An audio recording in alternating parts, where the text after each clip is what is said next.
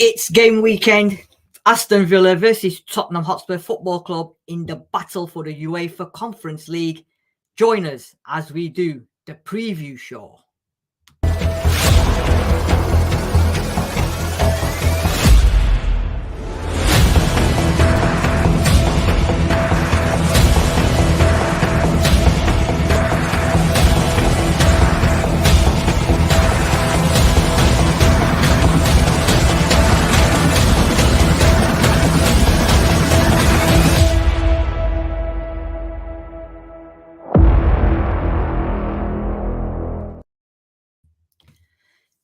Hello and welcome to Paxton Road TV, your home for everything Tottenham Hotspur Football Club, and welcome to the preview show of Aston Villa versus Tottenham Hotspur at the Villa Park tomorrow, 3 p.m. kickoff. Joining me to go through the preview is the one and only @Sam Spurs for Life. Good afternoon, Sam. How are you? Good afternoon, Sid. I'm fine, thank you. Just again, apologies if there is a little bit of a sync problem. If it gets too bad, Sid, let me know and I'll just go on to my lovely face. My lovely face. Let me just show the viewers what my lovely face looks like. That's what my lovely face looks like. But no, I'm all good, thank you. I'm all good. As you can see, I'm not in my normal surroundings, but we can do this. Yeah. In terms of Tottenham Hotspur Football Club, it's been a quite week this week. Not much going on apart from the usual manager situation where we still don't know who we are, who we're getting. There's been a few Harry Kane interviews and people are obviously doing what they do best and overreacting. Oh, what does that mean? Harry Kane doesn't normally do interviews. What's he saying? What's he insinuating? Are you at least bothered at the moment with what's going on with Harry Kane and stuff like that? Or are you just bothered about getting the season finished, getting a new manager in place, and then everything else falls into place? Yeah, we got a long summer ahead of us. We're going to get the old Harry Kane saga going throughout the summer. Is he staying? Is he going? As I said to you before many times on this show, we need to keep him at all costs for at least this season. If he walks on a free next year, so be it. The manager saga, obviously 2 years ago, we had a real manager saga when we were going through people like Gattuso, and then it was Nuno, and then it wasn't Nuno, and then it was somebody else, and we had that rumble through the whole summer and eventually ended up with Nuno. We all know how that ended. So they need to get things right, and I hope they do. But this is Tottenham Hotspur, so we don't know what's going to happen. This is it. I mean, Harry Kane saga, we can come to that after at the end of the season. We can do a show on that because it's just got to be a matter of should I stay or should I go? If I go, there will be trouble. But you know what?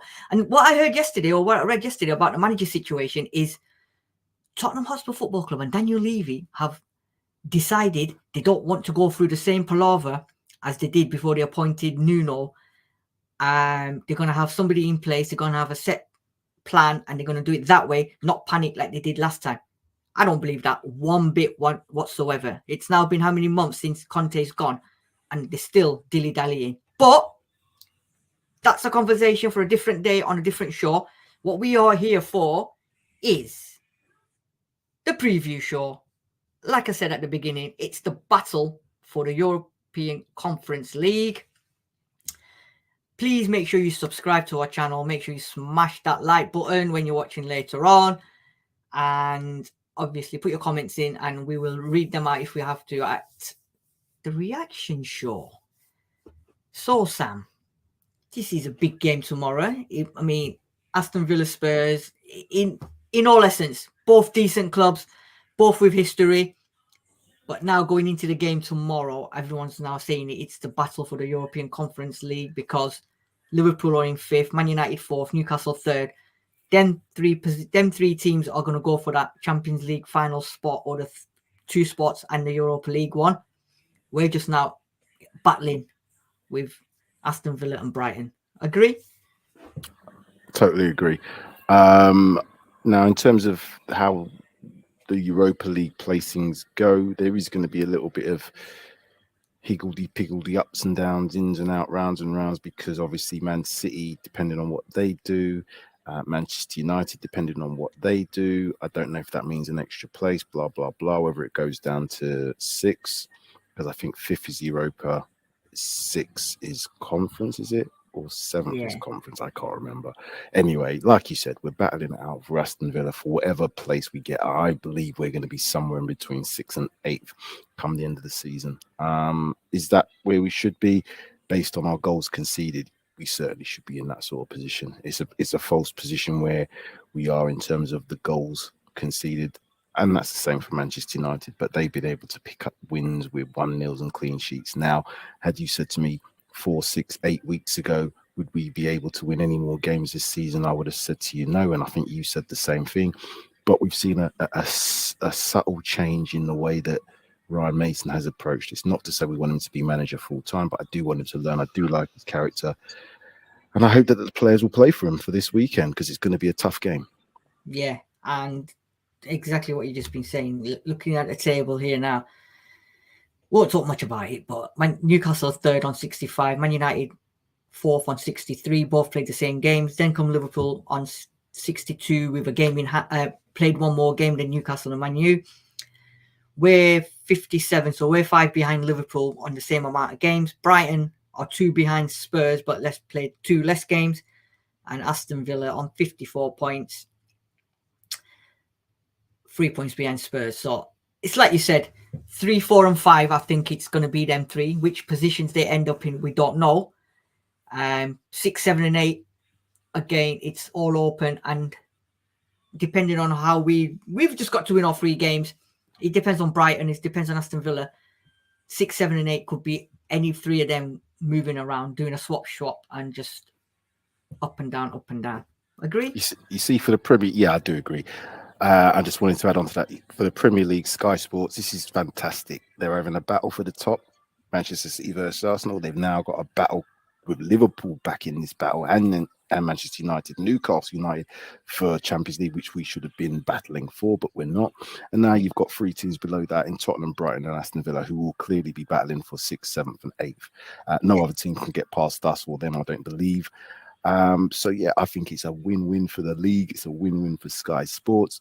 It's not a win-win for us because we've got some tough games. We've obviously got this game coming up against Villa, Brentford, and then the last game against Leeds. And the worst thing is that you just mentioned that TV company. We're just going to get, Tottenham this, if only Tottenham this, the usual crap from them usual punters and pundits and commentators. So I'm not looking forward to that. Right. We are 6th. They are 8th. 16 games won by Aston Villa. We've won 17. 6 draws. Lost 13. Villa, we've lost 12. So in terms of wins and losses and draws, very, very, one game separates. Average goal scored per match, 1.31. Aston Villa, we've 1.83. Goals conceded, 1.23. Aston Villa, we've conceded 1.63. Chances created, 166 Tottenham, 129 Villa. So if you're summing up the whole season so far, I think looking at them stats, I think we're parallel. I think there's not much difference. Sorry, I was just coughing then. Yeah, and the reason why I think, again, when we used to do these and we looked at them a bit more in depth, we were like, oh yeah, we can see that, and patterns appear there because we've seen enough games. What I think the Premier League has thrown up this season is changes of managers. You know, I think there's only 9 managers or 9 teams certainly that haven't changed their manager at least once this season. Obviously, Aston Villa have, and we have too. So these kind of skew what you got. They're definitely under Unai Emery a better team. So their stats have been improving over the last however many months he's been there. Had we had Conte still in charge after his meltdown and they hadn't sorted out from getting rid of Stellini and all the rest of it, and we had Stellini in charge, I think we would be just plummeting. Now, what we have got, as I've mentioned before, is at least a fighting chance, given the Man United result, given the Liverpool result, and then obviously given the Crystal Palace result. All I want to see these players do is play with a bit of heart, play with a bit of passion, show us that they're better than what they have been. It's going to be down to team selection from Ryan Mason. So we will see what happens tomorrow. Yeah, and like you said, Villa have been different under Unai Emery since he's come in. They've just completely transformed that club.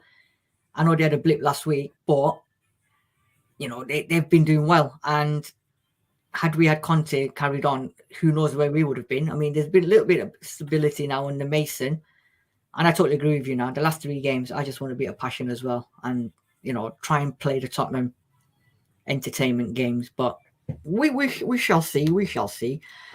Yep. Head to head, 55 games, 15 draws. They've won 16. We've won 24. 9 at home. We've won 10 at their place. We've won 14 at home. 7 they've won away. So obviously now they're at home. They've won 9 at home. We've won 10 away. So again, it's another one where it's whichever. I think this fixture is whichever team turns up on the day, performs, wins the game. Yeah, to be honest, I've been to Villa Park and watched Spurs play, so I've seen one of those away wins. And we usually play pretty decently against them, if I'm honest with you, particularly away from home, because suggesting that 10 away wins, that's pretty damn good if they've only got 9 home wins. So our record against them is decent. I can see a draw. I foresee a draw in this one. The reason being, I think Aston Villa have got enough about them in terms of their organisation with Unai Emery, and also they've got some firepower as well, What's his name? I can't remember.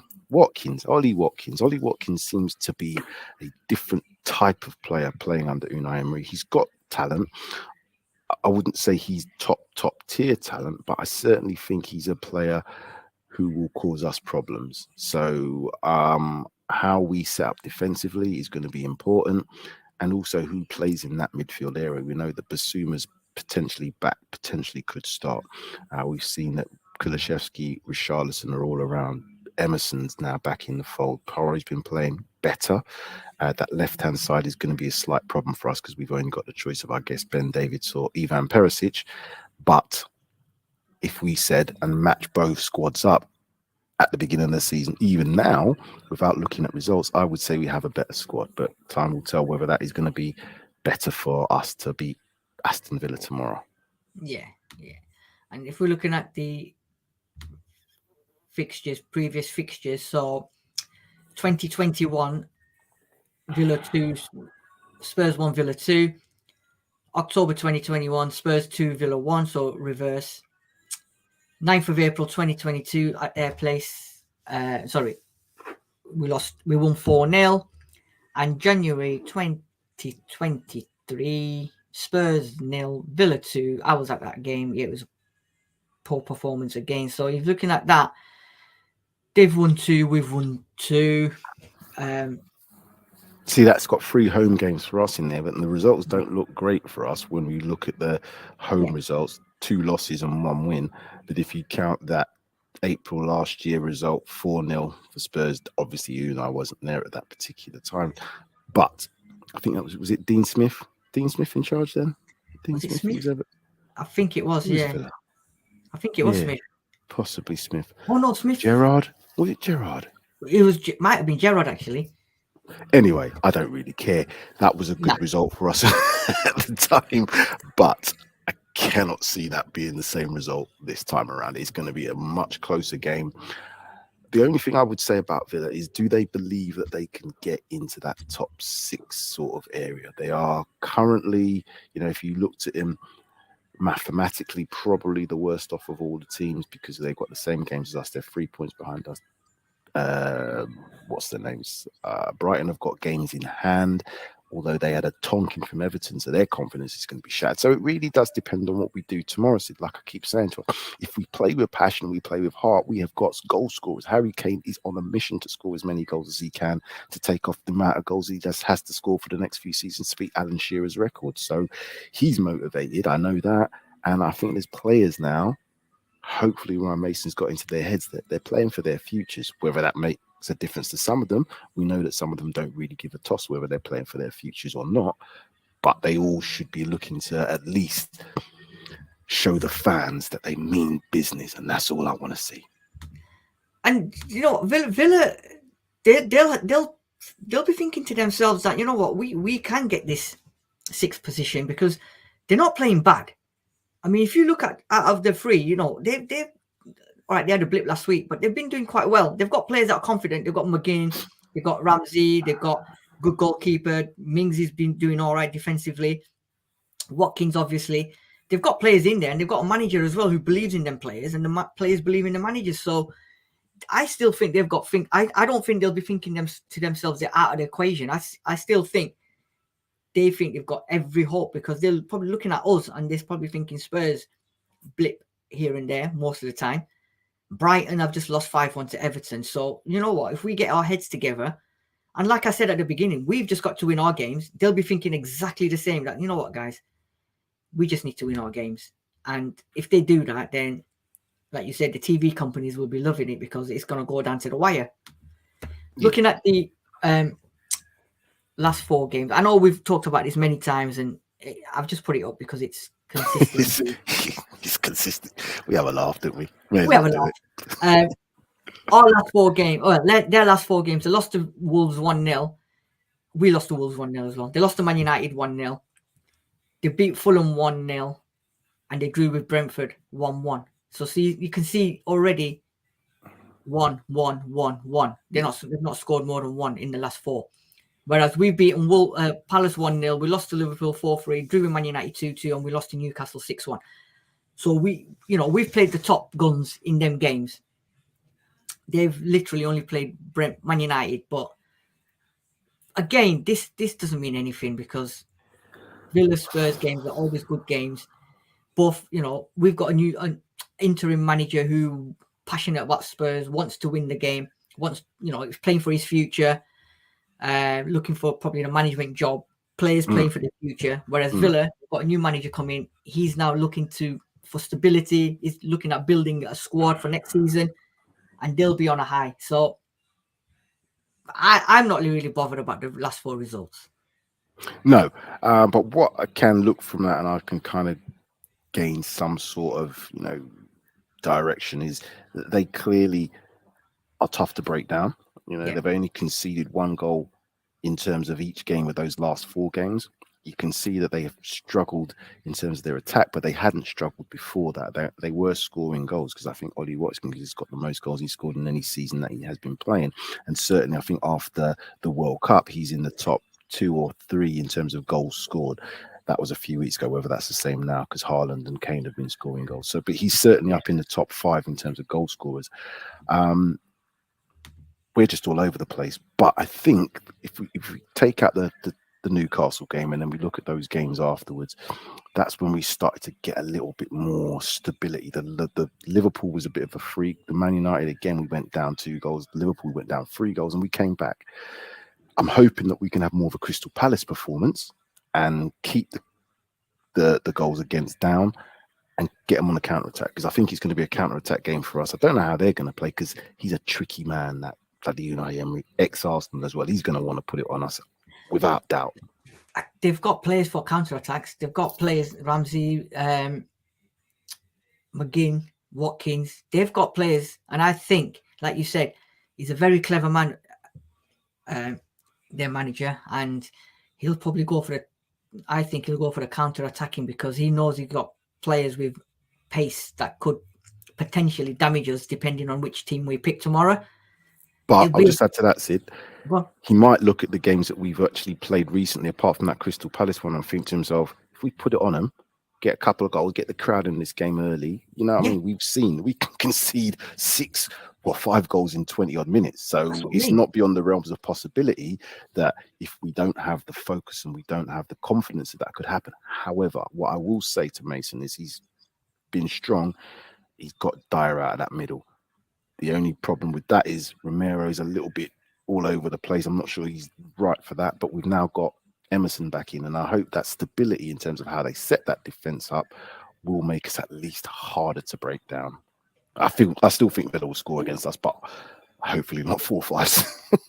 Yeah, and that crowd at Villa Park as well, when in full floor, again, they're hard. Fans will spur them on. And like you said, if they're probably thinking that same way, if we get 1 early and we get 2 early, then if Spurs could capitulate, then they can take full advantage of that.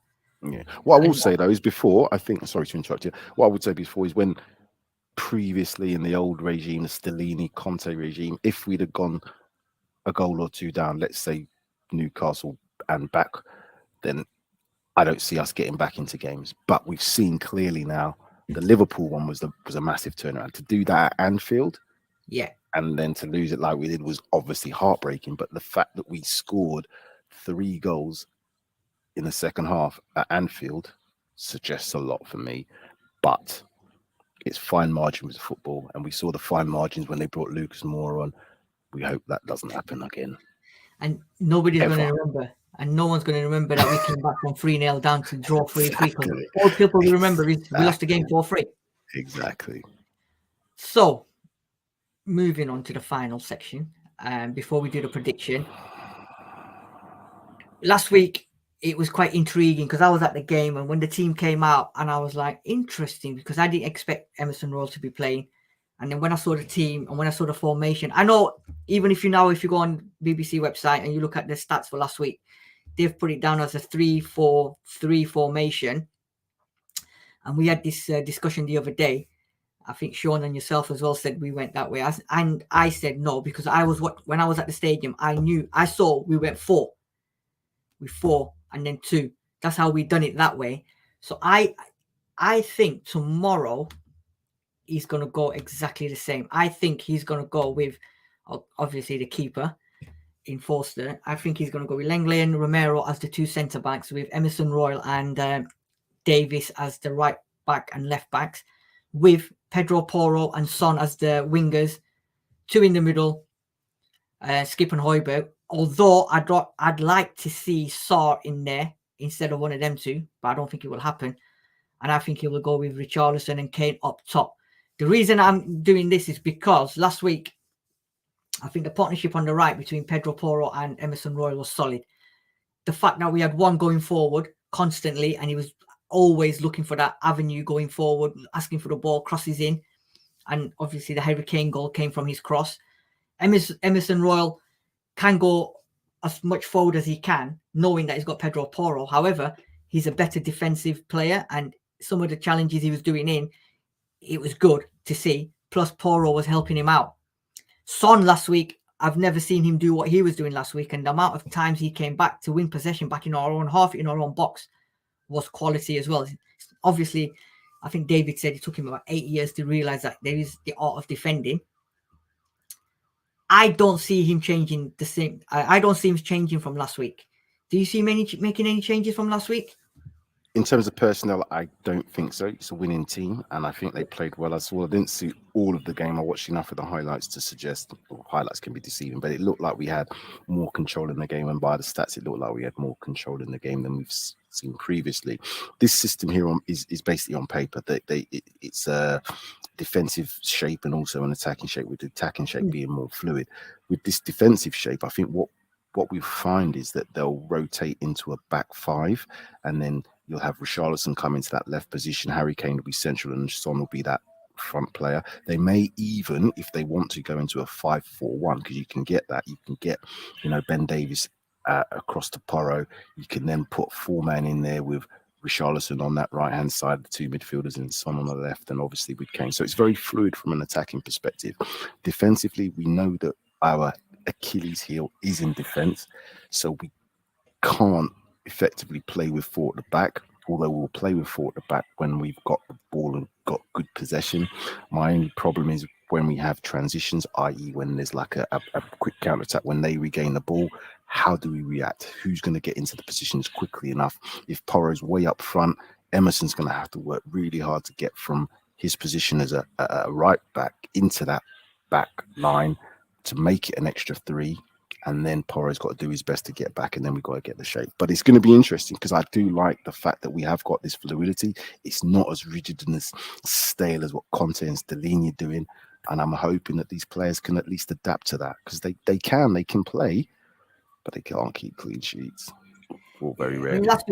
Last week they kept a clean sheet, and it did look solid. I mean, Crystal Palace, in my opinion, I don't think they turned up last week. Now, whether because we didn't allow them to play, or whether they're on holiday mode, and there was glimpses, but I think it was snuffed out by Emerson and the defensive line, and Pedro and them gave them a little bit of grief.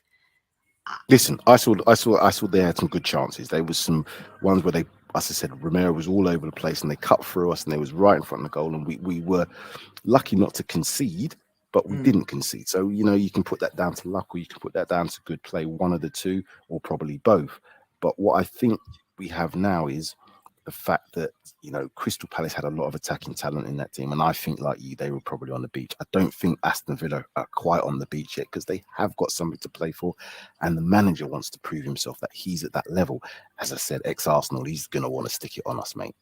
Of course, and I agree with you. In terms of personnel, I don't think he'll change that from last week. Depending on, like you said, how transitioning and how we're going to perform, he might move the players around in certain situations. What I'm finding intriguing and interesting is going to be Watkins, if he plays up front for pace, and then do we do the same with Son and use his pace? Because we know we've got a player in Harry Kane who will find him on a sixpence if he has to. You know what? If there's anyone that want to find someone with pace, I think Kane will do it. And I got a sneaky feeling that Kane might just drop a little bit and let Son and Porro do the running, and then do what he did last week, where delivered a killer passes and then into the box to finish it off. But in terms of personnel, I don't think these 11 will change unless there's something major that happens between now and tomorrow morning. Yeah, I agree with you. I think Porro does play better higher up the pitch with less defensive responsibility. So that side with Emerson on there, I'm comfortable with that. I quite like that. What I think we're going to struggle with is how we can change the game. We've only really got Kulusevski from a forward perspective that can come in and change that forward line. So if the forwards are not playing well, and let's say Kulusevski's a bit, you know, down in terms of his confidence, then is he going to come on and do something? We have got the fillet of Bissouma being back in midfield now, but he's only just coming back after months and months. So I don't expect him to be a massive game changer. So yeah, Perisic on that left-hand side for Son, or even for Ben Davies, is a possibility. Your favourite player is Perisic. I don't know what you think. Yeah, but then do you change your winning form? Do you change your winning formation and winning mentality from last week?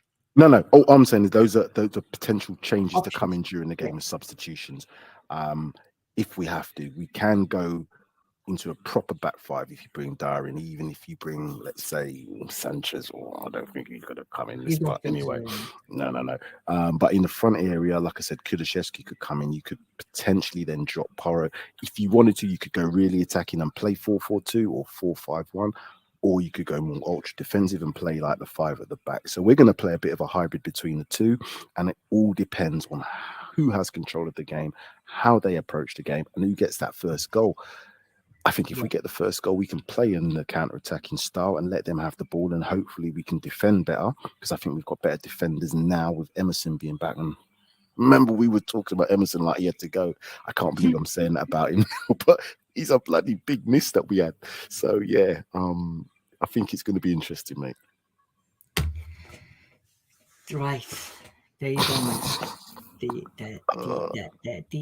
The score prediction for tomorrow.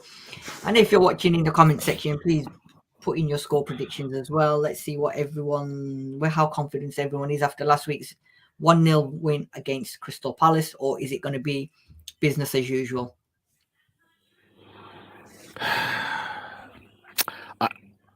I think Villa are going to go for it initially. I think if I was the manager, if I was Unai, I would say go for it in the first 15-20 minutes. If you get this lot rattled and you get a goal, maybe even a couple of goals, then we can play that counter-attacking game. And as you said, Sid, they've got enough weapons to be able to do that. Defensively, I'm not quite sure, but then saying that their results in terms of their goals against have been pretty good. 1 goal maximum in the last 4 games per game. So 1-1. I'm going 1-1. You're going 1-1. You know, it's going to be a tough game because, like you said, they got beat by Wolves last week, and I don't think anyone expected Wolves to beat Aston Villa last week. So I think they'll be shell-shocked with that one, and they'll want to bounce back straight away. And again, they'll probably be thinking if there's one team to bounce back against, they'll probably be thinking Spurs. However, this new Spurs under Mason is slightly different. They're a little bit more... Whoa, new Spurs. Hold on a minute, Sid. Let's not go too far. No, you know what I mean. It's the same old Spurs. It's the same old Spurs, but under Mason, there's a little bit of a renaissance, a little bit of a, you know what I mean? There is a little bit of something there, definitely. Yeah, there's a little bit of something. It's you know, the substitutions and the mentalities and stuff slightly changed. Now, whether they're just doing that for playing for their contracts or whether Mason said to them, you know what, you don't put in your shift, you're out. I don't care. Yeah, because I want this job and I'm going to do everything possible. So it could be that. But like I said at the beginning, this is going to boil down to which team wants it on the day and who turns up on the day. And if, both teams turn up, then it'll be a good game. Otherwise, it could be one way or the other. I've got a funny feeling. We'll beat them 2-1. Yeah. Go on, sorry. It's just, I don't know. It's just something. I think we'll be on a roll. And obviously, they lost last week. 2-1 to Spurs. Yeah, I would normally, me, I draw. I kind of almost look at a draw as a loss, but I shouldn't look at this one as being. I just think it's going to be a tough game. I think both teams have got things to play for. Now we've had stuff to play for all season. Do you know what I mean? The top four we've been in and around there, so we've always had something to play for. So it is down to the players' mentality. Conte has opened up all of that about the players. Brian Mason has now made changes. We've seen the Hugo Lloris situation. He's not going to be playing again for this club, I don't believe.